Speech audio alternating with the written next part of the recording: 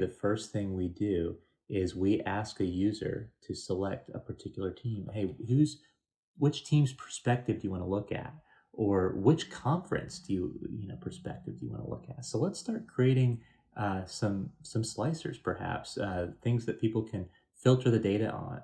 And that's one of the visualization types over here. In fact, if you click into the canvas, you will see this. It looks like a filter icon. It's technically called a slicer. I'll use those terms interchangeably. But I'm going to click on slicer, and it brings up this visualization, and it takes in one field argument, and that is what field do you want to filter on? So our first one is going to be in our combined games. Tell me what team well, actually, we'll start with conference because that's a little higher level than team. I like to put the higher level things first.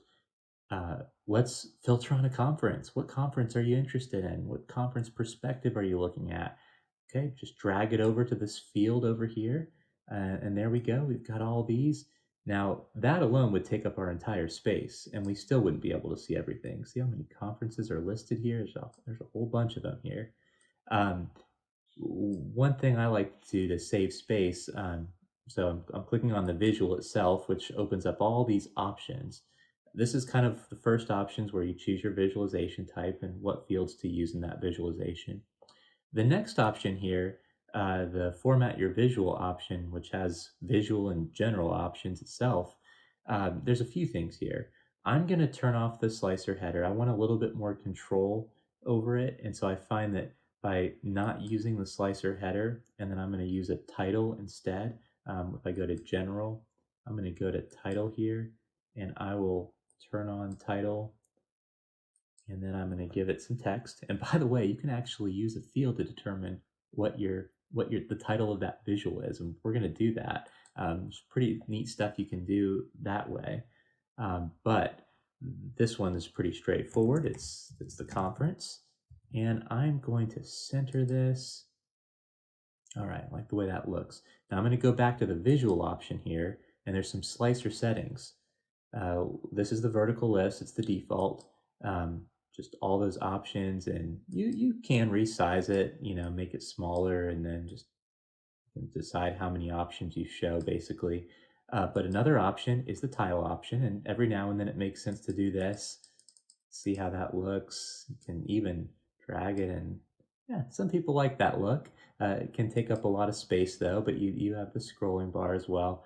I like the drop down. I feel like the drop down takes the least amount of space. Now I try to make sure it's wide enough where you can see most of the options, but even if it's not, it's like this. If you hover over it, it'll show you the full text. But I like to keep that where most of your options would be visible. And now I can really compress this vertically. So I've got a conference there. Now let's take a look at how this works by default. Um, it's allowing me to kind of select one at a time. I might want to select multiple though. Maybe. There might be a use case for that perhaps. So I'm going to go to selection, and there's this option of forcing a single select. We may or may not want to do that for this dashboard.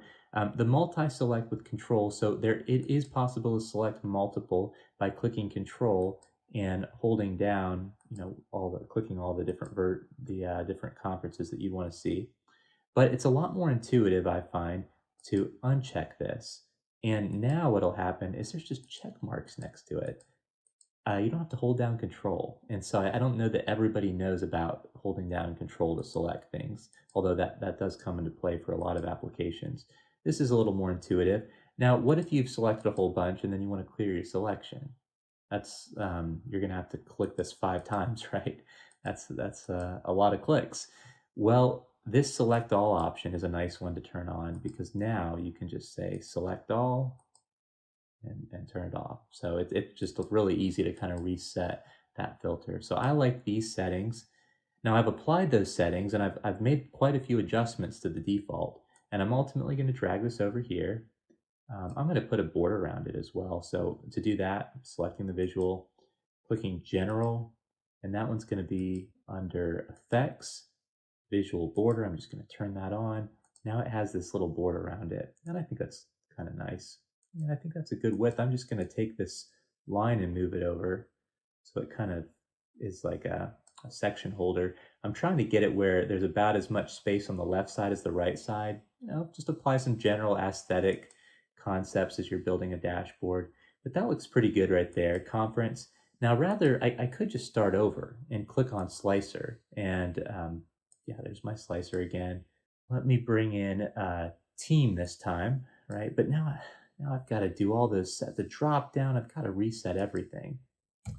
Well, if instead I can just click on this, do Control C, and then Control V for paste. And now I have another slicer, and all I need to do to update it, I'm going to click on this particular one. I want this to be based on team. I'm just going to take team and replace that as the field. Now, the title, the header would automatically update. So that is one benefit of using the slicer header, is it'll say team because it shows team there. But I can just go to the general tab and I'll update this to say team now. And now you've got this filter and this filter. And watch what happens if I click on ACC here. We see ACC teams. Now this is representative of during that game, what conference were they part of? So you could see maybe some teams that used to be part of the ACC that weren't always part of the ACC when we do a simple filtering like this. But that's pretty neat. We've got 2 filters set up already. Really the way this dashboard is going to work is you're going to want to select either a conference or a team. Probably not multiple, but maybe there's some use cases for that. So I'm going to actually add some text here, and I could go to the insert button here and click on insert text box, or here's a text box right here. I could just copy that, select it, Control C, click out of it, Control V, and now I've got a copy of that. Now for this section, I don't want it to necessarily be as large from a font perspective, so I'm going to reduce that font. And I'm just going to say select a conference or team. This is a really pivotal part of the dashboard, is what conference, what team's perspective do you want to look at the stats that will ultimately calculate from, whose perspective do you want to look at it from. So I'm going to maybe bold this, make it a little bit smaller. I want it to fit in this section ideally. Yeah, right here is really where I want it to be. Okay, that looks pretty good. I think it's fitting pretty well. And I'm going to add some more filters here eventually.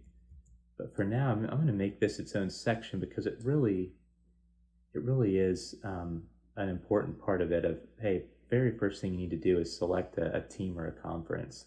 Now, we'll also want to be able to filter on the opponent conference and the opponent team. So I'm going to just, again, start by copying that and another filter, pasting it below. Control C, Control V is what I'm doing there. Conference, and make sure you're using the same table. We always want to be using this combined games that has the away games and the home games union together.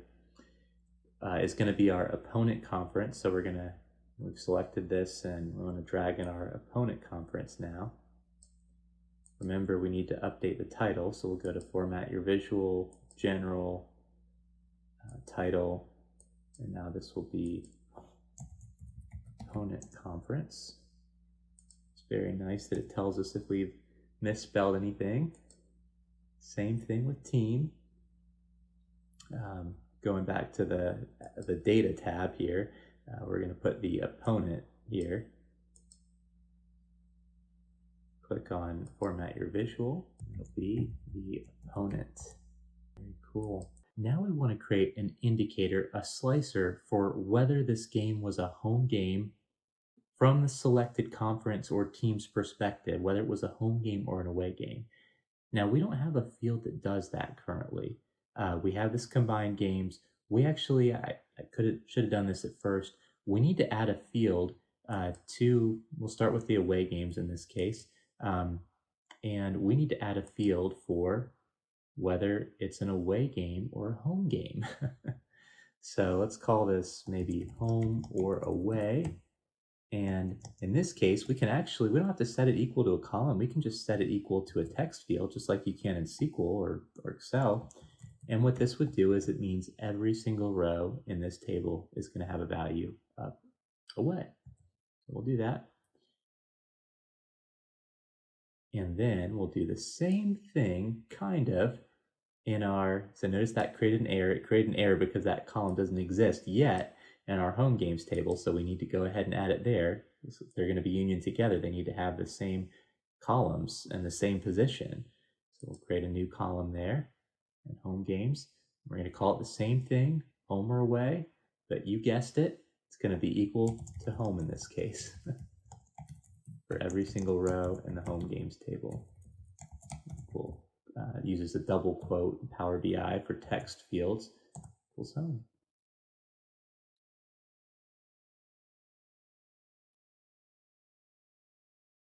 All right, there we go.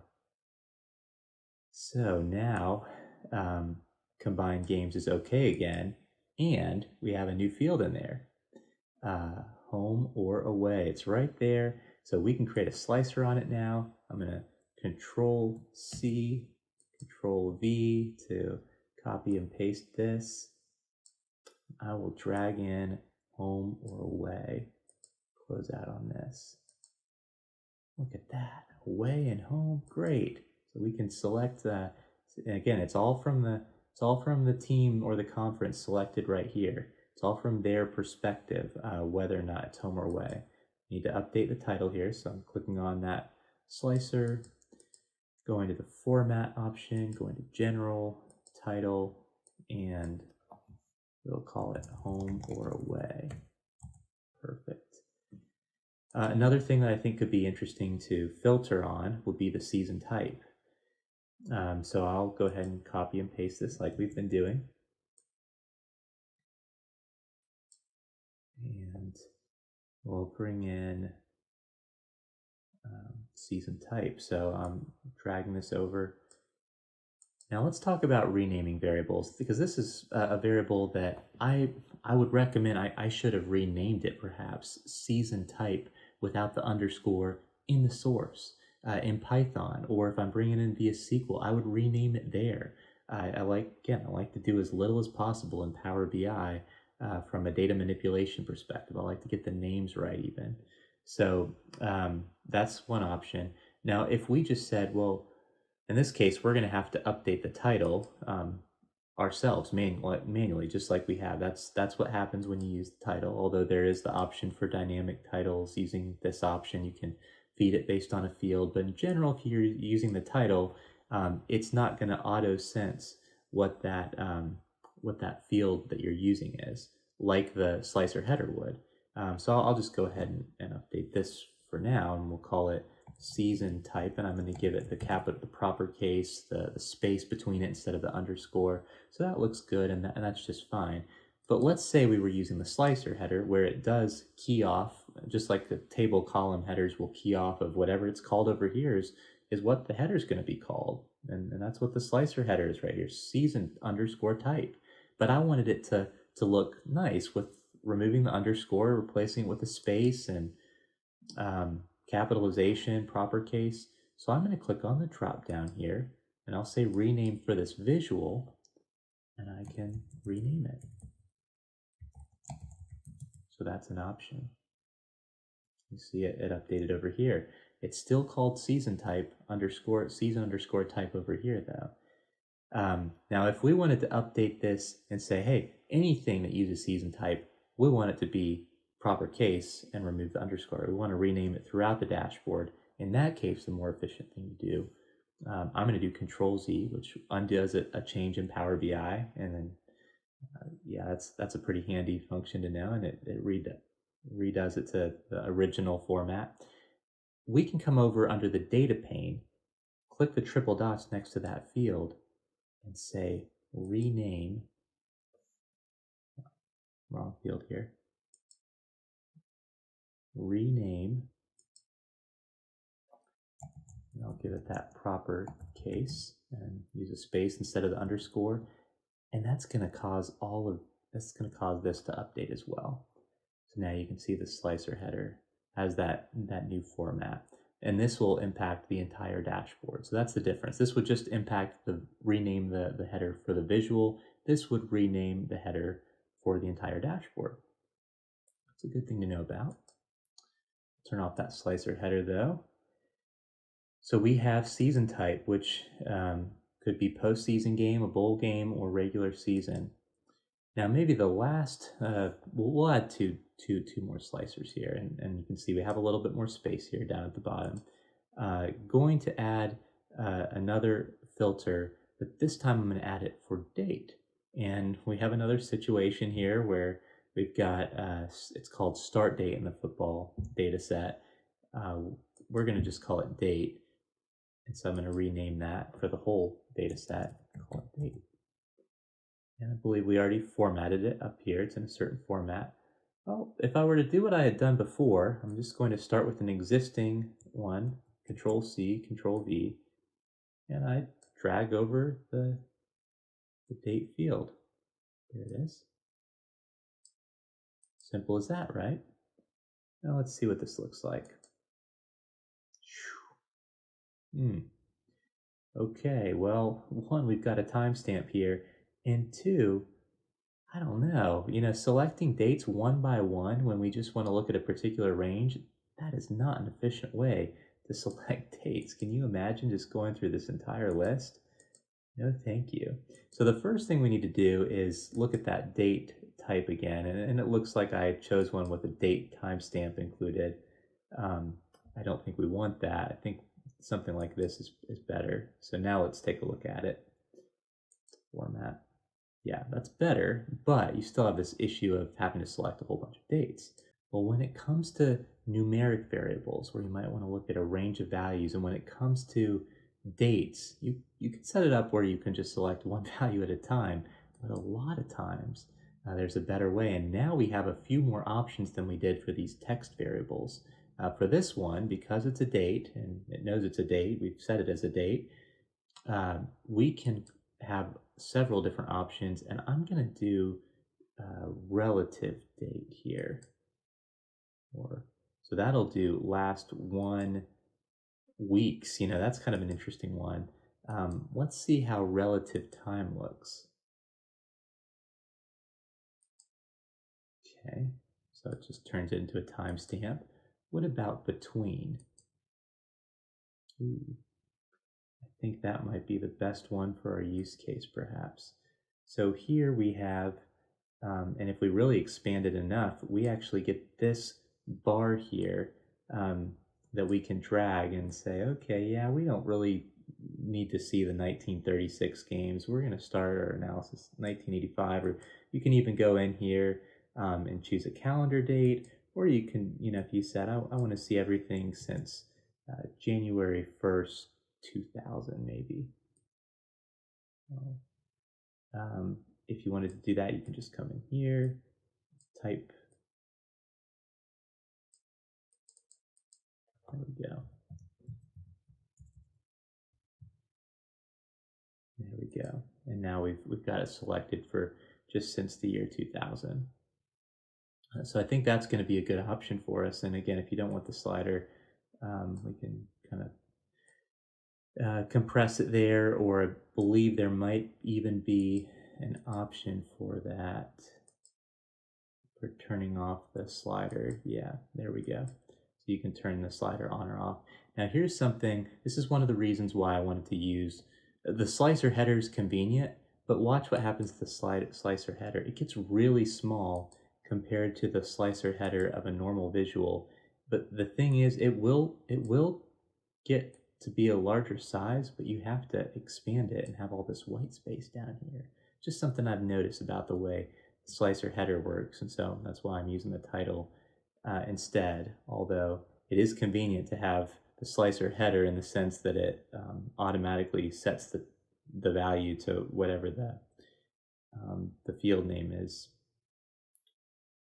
All right, so there's our season type there. I think that's looking good. Now I am noticing here that the latest game it's showing was 11/11/2023, so we'll probably want to look into that.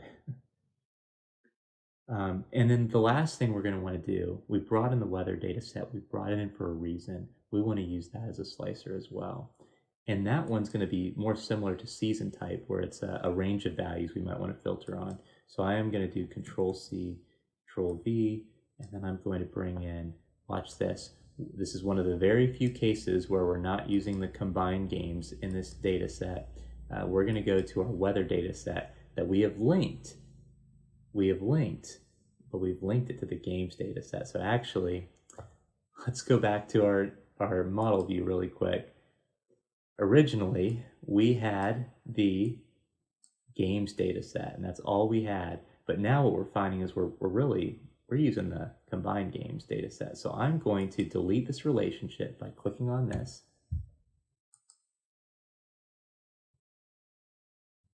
I'm going to set this aside because we're really not going to use it. I'm just going to put it up maybe here maybe I'll put it over here. Away games, that was kind of an intermediary table as well. Home games, same thing. We'll just kind of put them up here. I like to keep this somewhat organized. And then we'll put our combined games, which is really the table we're using now. And I'll bring weather over here, and we're going to link these together, similar to how we did with games, but really combined games is the table we're using now. So we need to link those. On merge key, just drag that. Similar to before, we're going to double click that and cross filter both direction. Okay, so just a quick thing we needed to do before we bring in some fields from the weather table. Now I'm going to go to report view again. Okay, I copied the season type filter. We're going to drag in from the weather table this time. And we can do that only because it's linked to the combined games table. We're going to bring that in. There we go. We've got temperature. Ah, interesting. So it decided to put it in a very different format.